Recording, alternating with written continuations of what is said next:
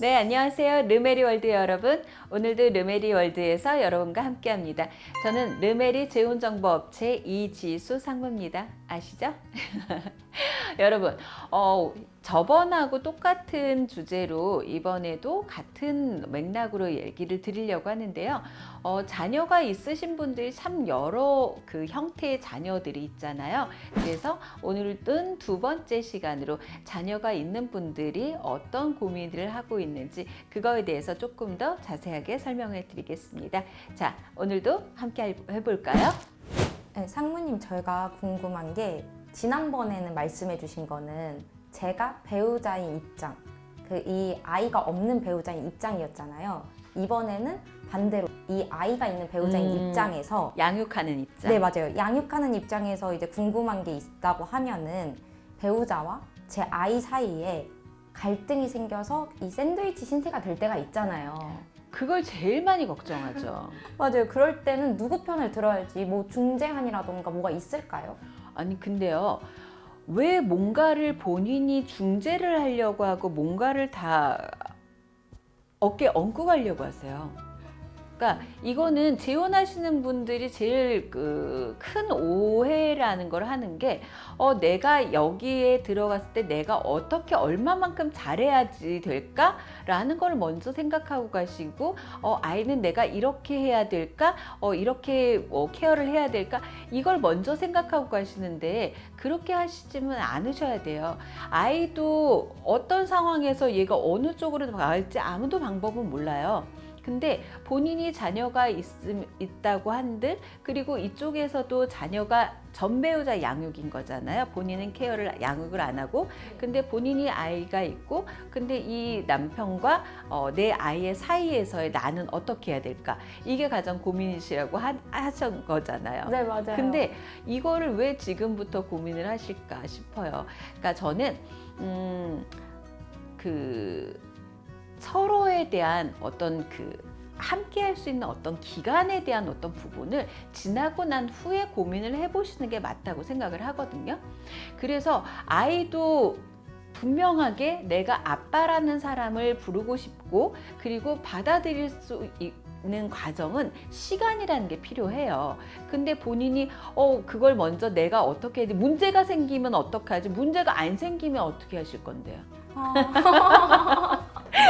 문제가 안 생겨야 되는 거가 맞아요. 하지만 절대 사람과 사람 일은 안 생길 수가 없어요. 그러면 저는 이런 방법을 얘기를 해드리고 싶어요. 어떤 형태로든 가정을 함께 만들었잖아요. 본인이 아이를 양육을 하면서 분명히 아이한테는 내가 만나는 사람과 함께 가정을 이룰 거고 그리고 이제 너한테 아빠가 생기는 거야. 근데 아빠에 대한 어떤 부분의 얘기도 참 편안하게 뭔가에 대한 얘기를 해주고 남편한테도 아이가 이런 성향인데 이거는 맞춰가는 거는 좀 시간이 걸릴 수도 있어. 하지만 우리가 어차피 결혼을 하기로 한 이상 재혼은 한 이상 예쁜 가정 만들어 끝까지 함께 가야겠죠? 이거는 맞는 거잖아요. 그랬을 때 우리는 기간이라는 거에 대한 어떤 부분을 좀 생각을 하셔야 될 것 같아요.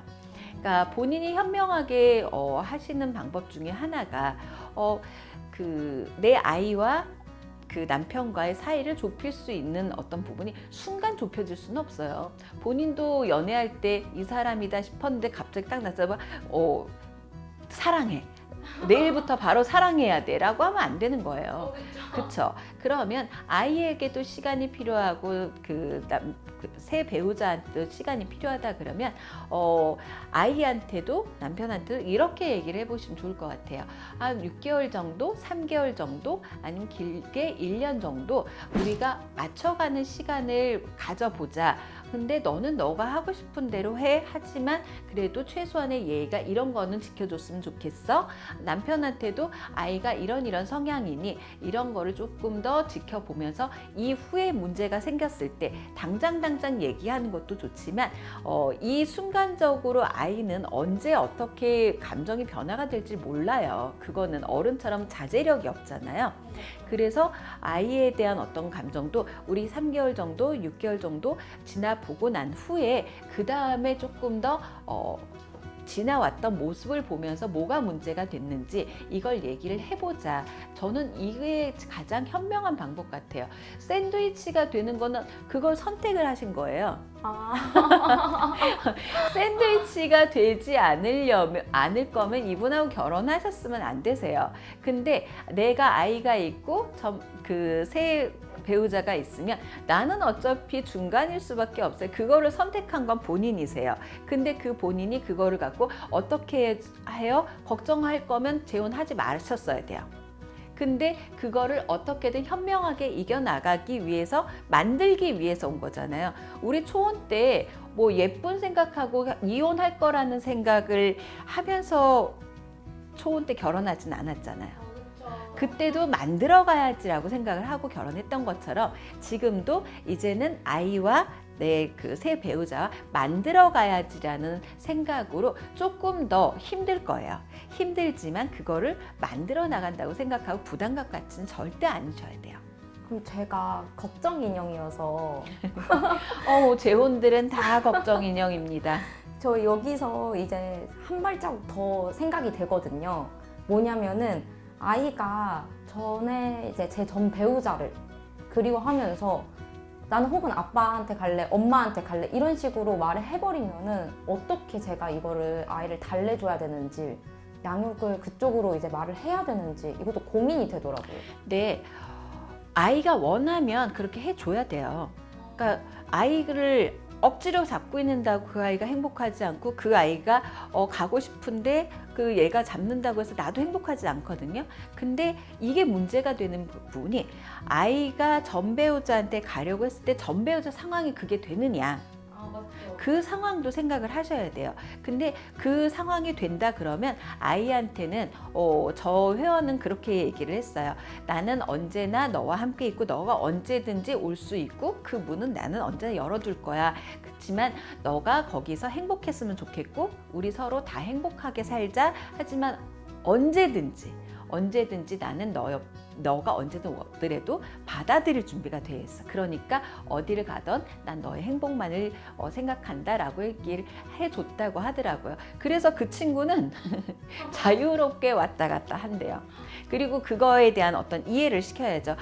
이 아이는 지금 본인이 어디에 어떻게 했을지 모르지만 내가 케어할 수도 있고 전 배우자가 케어할 수도 있지만 이거에 대해서는 조금 이해를 하자. 그리고 그거에 대해서도 충분히 얘기를 하고 진행해야죠. 근데 아까 전에 팩트는 아이가 원했을 때잖아요. 저는 원하는 대로 해주고 그거에 대해서 얘기를 충분히 이해를 시켜야 된다고 봐요. 근데 아까 전에 이제 회원님이 말씀해 주셨을 때 자유롭게 왔다 갔다 하신다 했잖아요. 그럼 아이가 혼란스러워하진 않을까요? 현명한 방법은요. 저는 만약에 양육을 내가 한다고 했었을 때는 전 배우자하고 그 연락 자체를 안 하는 게 가장 좋아요. 이 아이가 그 누군가가 또 있다라는 그러니까 한편에 하나에 대한 또 존재가 있을 때는 이 혼란스러움을 갖고 갈 수밖에 없거든요. 그래서 이 부분 같은 경우가 제가 제일 좋은 케이스를 본 게 이제 아이를 위해서 아이가 만약에 컸을 때 성인 되고 그랬을 때는 연락을 할 수 있지만 그 전에는 내가 온리 이 아이를 케어를 하겠다. 그 대신 그 연락을 하지 않았으면 좋겠다라고 해서 아이한테도 온전히 엄마와 아빠로서의 어떤 위치를 만들어주는 게 훨씬 좋아요. 그러면은 제가 생각이 또 드는 게 서로가 다 이해를 하면서 같이 한 가족이 되는 과정이 필요하잖아요. 이럴 때 이런 과정 중에 제일 중요한 게 또 뭐가 있는지도 궁금하거든요. 공유할 수 있는 시간을 보내는 거죠. 그러니까 예를 들어서 아이가 좋아하는 게 있고 내 배우자하고의 어떤 관계도 있다면 근데 이 세 사람이 다 알아야 돼요. 그럼 나는 이 시간을 정말 잘 보낼 수 있게끔 샌드위치라고 하셨잖아요. 이 깍두기 역할을 정말 잘 하셔야 돼요. 이 깍두기가 되게 어려워요. 어쩔 때는 여기서 있을 수도 있고 어쩔 때는 여기 있을 때 내 편이 어디든 있을 수 있지만 혼자가 있을 수밖에 없어요. 이 중간의 역할은 본인이 아까 선택한 샌드위치 역할로서의 좋은 점과 나쁜 점이 충분히 있지만 나쁜 점이 더 많아요. 근데 그거를 선택하셨으니까 최선을 다해서 이 가정 지키셔야죠. 그러면은 이거를 하기 위해서는 서로가 이해하는 이 과정 중에 제일 중요한 건 본인의 몫인 거네요. 그럼요. 오로지 본인이 이 안에서 깍두기도 됐다가 샌드위치도 됐다가 깍두기와 샌드위치 같은 말입니다. 죄송해요. 둘 다가 되는 그 과정이 가장 중요하다는 말씀이신 거네요. 그렇죠. 그만큼 본인의 선택에 대한 어떤 부분도 그 힘듦이 더 커요. 근데 누가 가장 세상에 쉬운 길은 어디 있어요? 쉬운 길은 없어요. 하지만 그렇게 지내고 와서 더 큰 행복을 느끼려고 재혼을 하신 거고, 그렇기 위해서 서로 노력하는 과정은 초혼 때하고는 달라요. 초혼 때는 내 말이 맞잖아, 너가 틀리고 나 따라야 돼 라는 게 서로 강하지만, 재혼 때는 그거에 대한 수긍이 되게 빨라요. 그러니까 공감도 빠르고, 아, 내가 2번 이혼하면 안 되잖아요. 맞죠. 그러기 위해서 조금 더 나를 죽이고 더 노력하는 어떤 과정이 힘듦이라는 것보다는 더 좋은 거를 갖기 위해서 우리가 힘든 과정을 한번 겪어봤으니까 그거보다 더한 힘듦은 지금까지 태어나서는 없었을 거잖아요. 그렇기 위해서는 조금 더 노력하는 과정이 예전처럼 그렇게 힘들지 않아요. 조금 더 성숙하게 나를 좀 볼 수 있는 시간이 될 수도 그럼요. 있겠네요. 네, 여러분 오늘도 재혼한 가정, 자녀가 한쪽에 있는 가정에 대해서 고민을 조금 들어봤는데요. 여러 가지 고민이 있을 테지만 그 중에서 가장 많은 고민을 하는 부분에 대해서 오늘도 말씀을 드렸는데, 다음 시간에도 자녀와 연관된 얘기로 다시 한번 조금 더 심도 있게 진행해 보려고 합니다. 혹시라도 궁금하거나 아니면 이럴 때는 어떻게 해야 돼요? 제가 경험해 보지 못한 경우라도 저희 회원들이 많은 얘기를 해 주시잖아요. 그래서 만약에 궁금한 사항들이 있으실 때는 여기 밑에 나오는 번호로 카톡에다가 남겨주시면 다음 시간에 충분하게 그 주제로 갖고 여러분께 설명을 해드리겠습니다. 여러분 오늘도 르메리 월드의 이지수 상무였고요. 다음 시간에 또 뵙겠습니다.